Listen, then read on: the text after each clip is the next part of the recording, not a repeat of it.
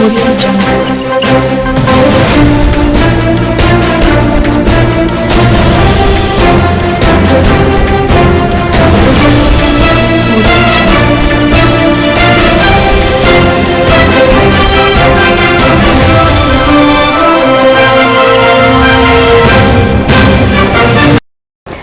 début de semaine à tous et à toutes, mesdames, messieurs, bienvenue dans cette grande édition du journal.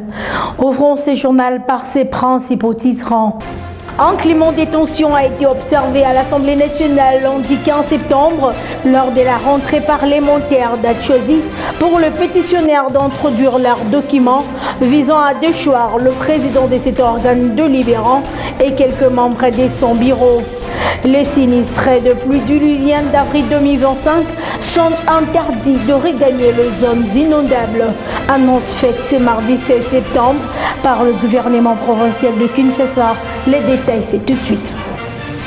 Encore une fois, merci et bienvenue dans ce journal. En RDC, en politique, l'actualité reste dominée par la rentrée parlementaire à l'Assemblée nationale.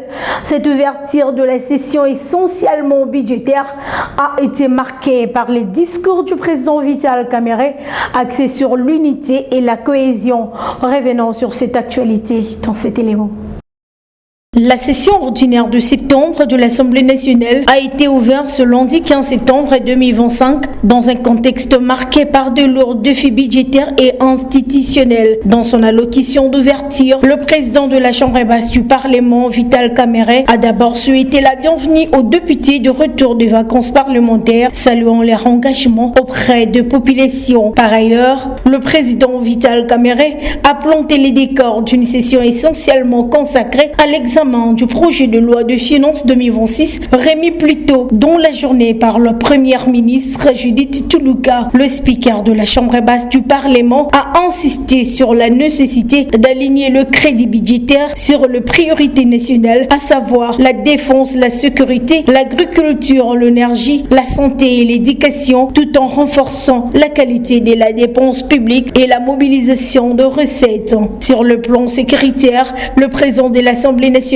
a réaffirmé son soutien indéfectible aux forces armées et aux populations de l'Est, appelant à l'unité nationale et au resserrement de rang derrière le chef de l'État, Félix-Antoine Tshisekedi Tshilombo. Évoquant les pétitions introduites contre le membre du bureau, Vital Kamerhe a reconnu la légitimité de cette démarche parlementaire tout en invitant les élus à ne pas donner l'occasion à l'ennemi de transformer une allocution parlementaire compréhensible en un instrument de déstabilisation. Raison de quelques malentendus, certainement alimentés par une communication insuffisante et peu fluide, plutôt que par la mauvaise foi ou une volonté de nuire, un groupe de collègues députés ont porté une série de pétitions contre certains membres du bureau, y compris son président, c'est-à-dire moi-même.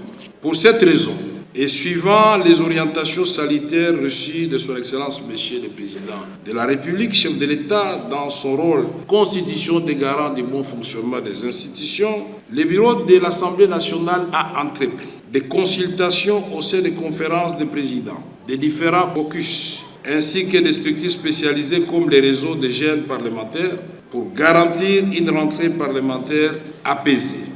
Fidèle à son image de pacificateur, le président Vital Kamerhe a présenté ses regrets le plus sincères à ceux qui auraient pu se sentir froissés par son attitude. Dans la foulée, il a exhorté l'ensemble des élus à travailler avec acharnement dans l'abnégation et la discipline afin de servir le peuple et de consolider la cohésion au sein de l'institution. Je vous livre une confidence. Ma trajectoire personnelle porte le témoignage de mon engagement patriotique. Toute ma carrière a été consacrée à un seul idéal, servir notre peuple. Ma loyauté envers la nation n'a jamais faibli, ni face à l'épreuve du temps, ni devant l'adversité politique. Ne suis-je pas celui que vous appelez affectueusement le pacificateur? Aujourd'hui encore, je serai pacificateur jusqu'au bout. C'est pourquoi je voudrais vous dire, honorables députés, distingués collègues, que s'il y en a parmi vous qui se sont sentis froissés, heurtés ou dérangés de quelque manière que ce soit par ma conduite, par mes propos, qu'ils daignent bien accepter l'expression de mes regrets, le plus sincère et j'implore leur pardon. Notons que cette session budgétaire s'annonce ainsi décisive pour l'avenir de finances publiques que pour la stabilité et l'unité des institutions nationales. Toujours à l'Assemblée nationale, lundi 15 septembre a marqué la rentrée parlementaire, le jour que certains députés ont choisi pour introduire leur pétition visant à déchoir le président de cette chambre basse du Parlement et quelques membres de son bureau. Ce même lundi, au moins 260 signatures ont été réceptionnées au cabinet du premier vice-président, comme nous le précise l'honorable Crispin Mbindoulé, l'un des initiataires de cette pétition, dans une interview accordée à la presse congolaise. Suivez. À l'issue de l'ouverture de cette rentrée parlementaire, le député national pétitionnaire n'ayant pas trouvé le président de l'Assemblée nationale dans son bureau, ont préféré remettre leurs documents au cabinet du premier vice-président Isaac Chilumbai en présence d'un huissier de justice. À en croire le député Crispin Mbindoulé, membre de l'UDPS et l'un des initiateurs de cette pétition, a dans une interview accordée à la presse congolaise précisé que cette pétition a déjà recueilli 260 signatures, dépassant ainsi le seuil de recevabilité. Estime par ailleurs que la récente pardon de Vital Kamerhe constitue un aveu de culpabilité. Déposer la pétition contre le membre du bureau présidé par Vital Kamerhe Rwakaningini. Nous avons recueilli les signatures des honorables députés. Pour le président Vital Kamerhe, nous avons recueilli 262 signatures. Donc nous avons dépassé largement les seuils demandés par notre règlement, parce que pour un président de l'Assemblée, le seuil de la majorité est de 125 signatures. Nous sommes au-delà et nous avons la majorité maintenant absolue contre le président, parce que la majorité absolue c'est 250 plus 1. Maintenant nous sommes au-delà des 250, nous sommes dans le 262. C'est-à-dire l'honorable président Vital Kamerhe n'a plus la majorité dans la chambre basse. Et nous sommes venus déposer la pétition pour les destituer pour incompétence. Monsieur Vital Kamerhe a lui-même reconnu les griefs. Il a lui-même passé aux aveux. Il a demandé pardon. Mais il doit savoir que qui s'excuse s'acquise.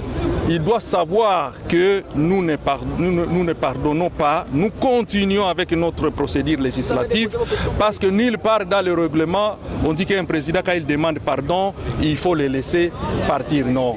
Il y a après, nous allons saisir la justice. Pour rappel, le pétitionnaire reproche notamment au bureau Kamerhe la gestion opaque de finances de leur chambre, la non prise en compte de la situation sociale de députés, le vote de loi dans la légèreté, le retard ou blocage de moyens de contrôle parlementaire, pour ne citer que cela. Il faut dire aussi que ce climat très tendu à l'Assemblée nationale a été également occasionné par la fermeture de bureaux pendant que ces pétitionnaires cherchaient à déposer leurs documents.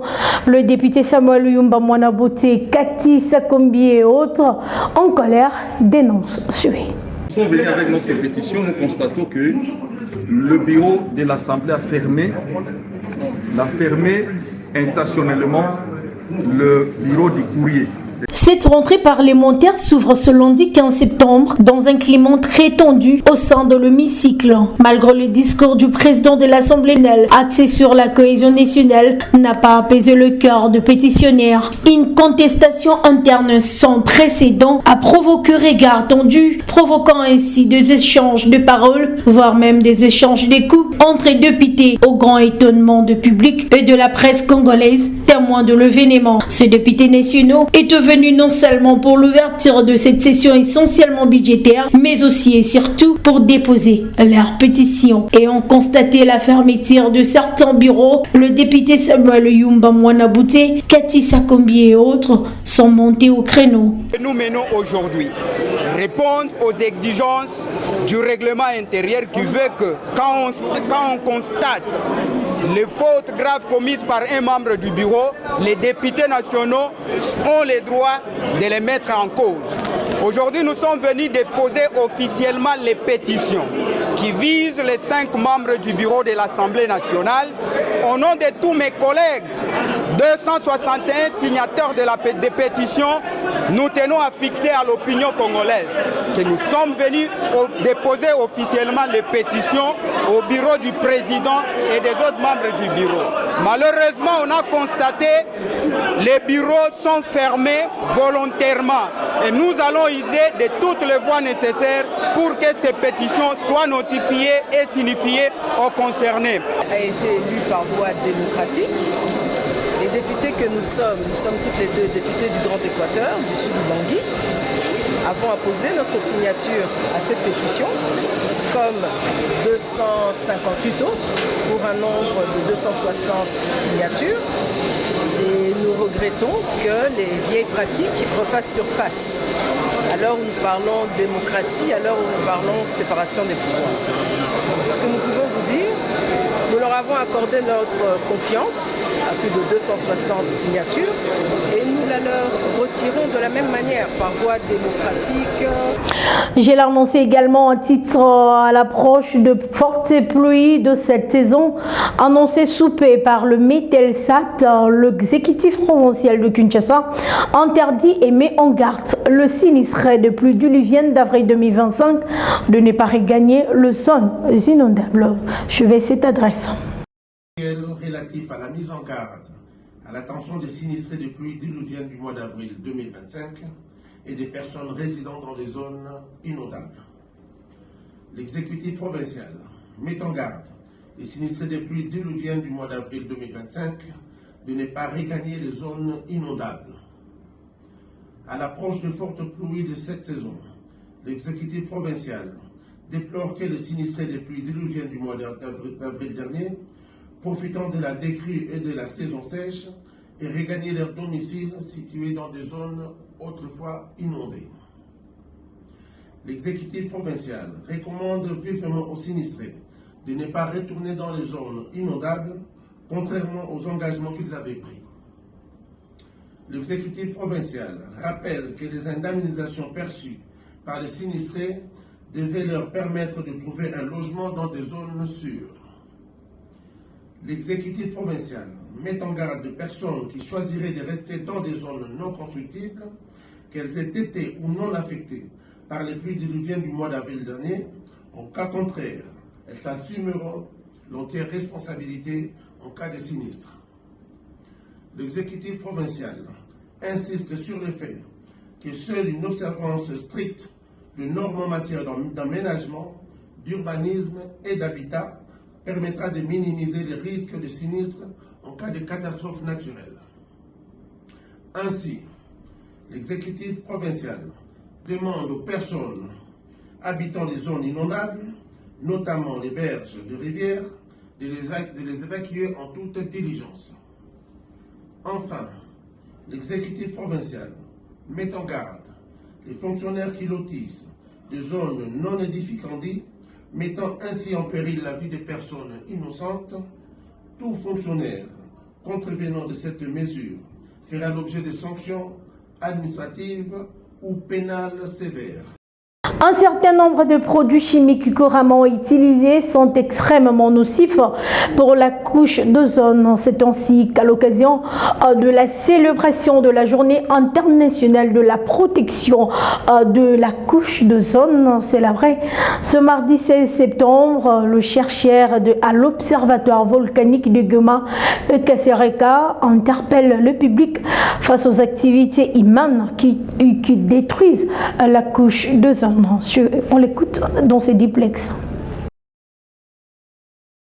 Bon, d'abord, la couche d'ozone, c'est une des couches de l'atmosphère. qui se trouve dans la stratosphère. Son rôle principal est de filtrer le rayonnement solaire piquant, donc un peu dangereux, qui sont très, les rayonnements solaires piquants qui sont très dangereux pour la vie sur Terre. Donc les êtres vivants sur Terre sont protégés par cette couche. Alors les activités humaines actuellement, tu vois que les chiffres, il y a une guerre démographique, on est dans les 8 milliards quelque chose à voir sur Terre, avec beaucoup d'activités humaines qui émettent des gaz, des différents gaz, tels que le dioxyde de carbone. Et ces gaz font diminuer la couche d'ozone. Par conséquent, ça constitue déjà la diminution de la couche d'ozone, va permettre aussi la disparition de certains êtres vivants sur Terre. Donc, alors il y a un changement climatique. Vous allez voir, par exemple, si vous voyez les glaciers du Mont Rwenzori, par exemple, dans le Grand Nord, les glaciers du Mont Rwenzori, qui étaient des neiges éternelles, maintenant ça commence à disparaître, on a des inondations presque partout, à tout moment, même s'il n'y a même pas de pluie. Donc, c'est un peu ça d'une manière globale. Les habitants de la Venimbala au quartier Masangambila dans la commune de Mongafula dénoncent le manque d'eau potable et du courant électrique, une situation qui le soumet à plusieurs difficultés et déclarent vivre en insécurité, d'où il lance un SOS aux autorités communales et urbaines avant que le pire n'arrive. Dorcas Pambou pour ses commentaires. Les manques d'eau potable et du courant électrique seraient à la base de plusieurs maux dans la commune de Mongafula au quartier Masangambila à Venimbala, où les riverains de cette contrée font face à de nombreuses difficultés, notamment les maladies hydriques dues à l'utilisation d'eau non traitée, l'insécurité due au manque d'électricité. Une situation inquiétante, la population n'a pas manqué les mots. Nous vivons que de l'eau des puits. Nous souffrons beaucoup. Nous n'avons pas de moyens pour acheter l'eau des forages. L'eau des régies des eaux, n'en parlons même pas. Hormis cela, le courant électrique est instable. Nous demandons aux autorités de nous venir en aide car cette eau nous provoque beaucoup de maladies. Si on nous préoccupe, que les autorités compétentes s'impliquent pour nous apporter la solution, même cas pour les courants électriques, à cause du noir, l'insécurité règne.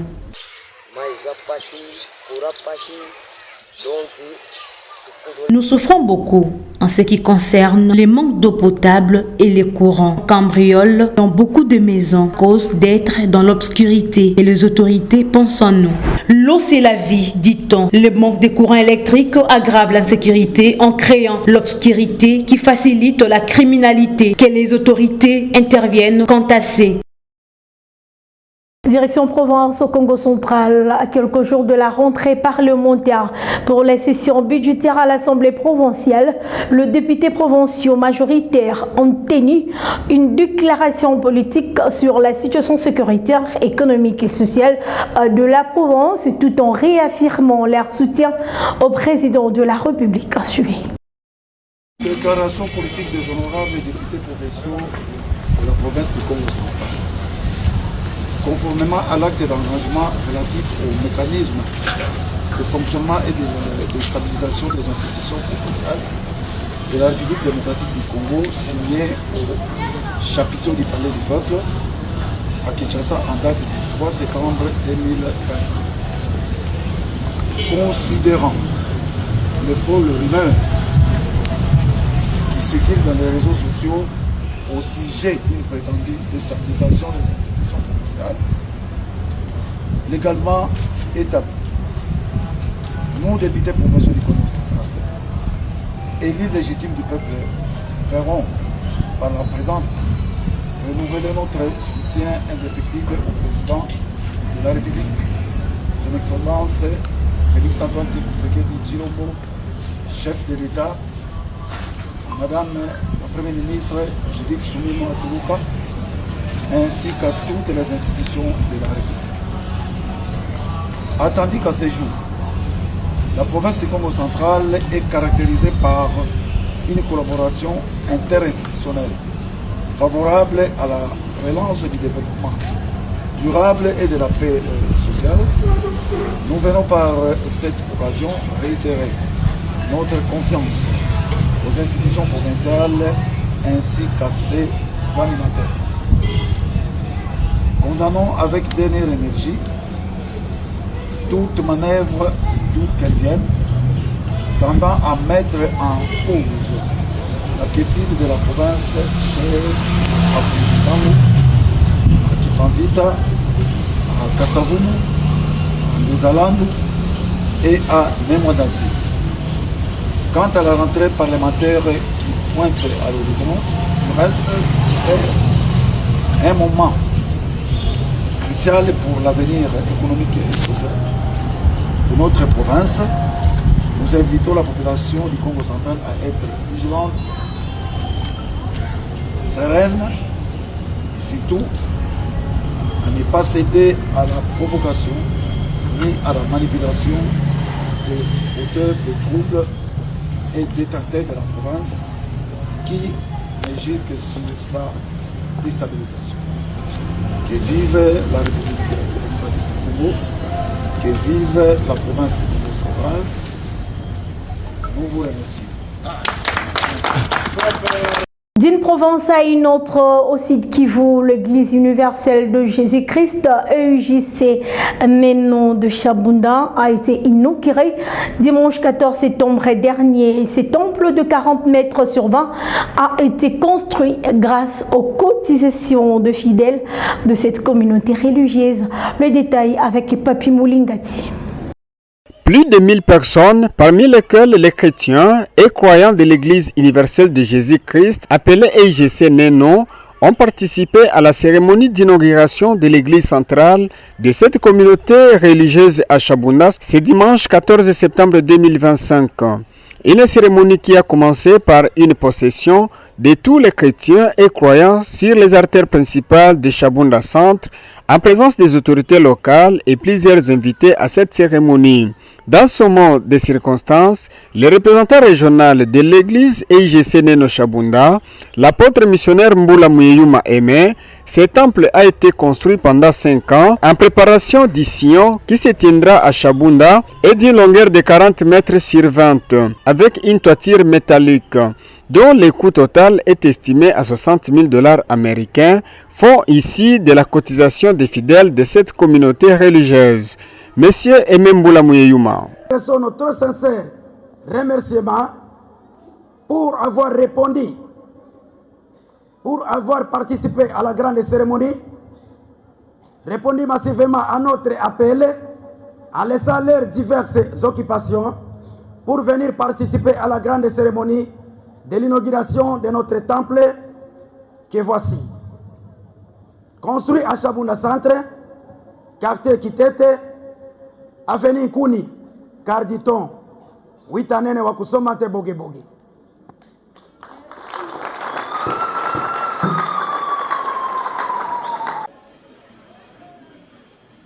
Abritera toutes les activités liées à la Pentecôte qui pointent à l'horizon et qui méritent d'être bien gardées et protégées par tout le monde, car ça fait la fierté pour les enfants de Dieu en particulier et pour toute la population de Chabunda en général.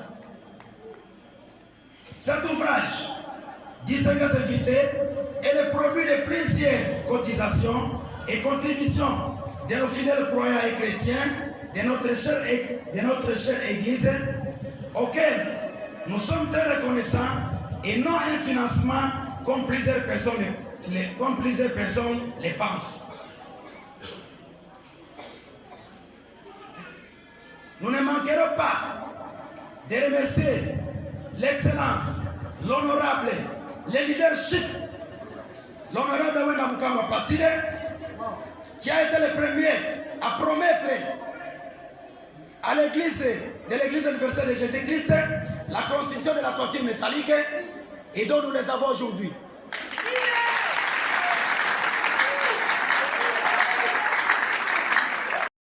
Enfin, en sport, pour terminer, la décision de la Confédération africaine de football de valider les ambassadeurs de la RDC en Ligue de champions et Coupe de la Confédération 2025-2026, bien accueilli par l'analyste sportif Aurel Edieli, qui salue la configuration des équipes congolaises qui joueront l'Afrique cette saison. Suivez.